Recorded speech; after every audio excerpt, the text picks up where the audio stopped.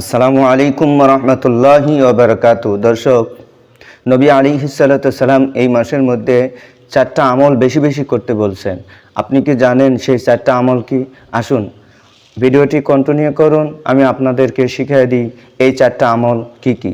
1 নম্বর, কালিমায়ে তয়্যিবা লা ইলাহা ইল্লাল্লাহু মুহাম্মাদুর রাসূলুল্লাহ সাল্লাল্লাহু আলাইহি ওয়াসাল্লাম, এই কালিমা আমরা বেশি বেশি পড়ব। 2 নম্বর, আস্তাগফিরুল্লাহ, ইস্তিগফার বেশি বেশি করে পড়ব। 3 নম্বর, জান্নাতের আশা করব। 4 নম্বর, জাহান্নাম থেকে মুক্তি চাবো। এই জন্য নবী আলাইহিস সালাতু সালাম একটা দোয়া বেশি বেশি করে পড়তেন। সেই দোয়ার মধ্যে আপনার জান্নাতের আশাও আছে এবং জাহান্নাম থেকে মুক্তিও আছে।